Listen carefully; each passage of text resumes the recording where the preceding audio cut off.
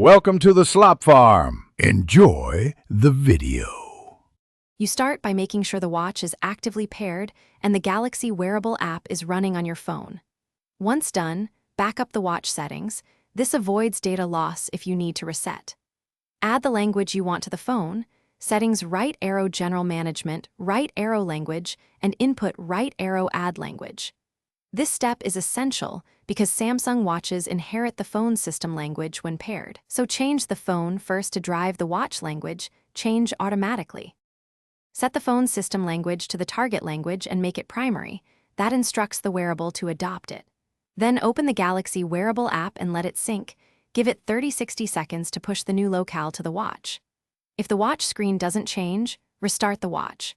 Press and hold the home/power button until it reboots. This flow works because the watch uses the phone's locale metadata while paired, syncing and a reboot complete the switch. Finally, confirm on the watch under settings right arrow general right arrow language. Some models let you see or select the language locally after the phone change.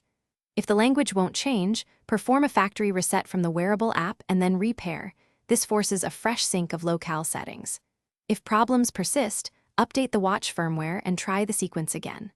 One key troubleshooting tip: update both phone and watch OS before resetting. Outdated.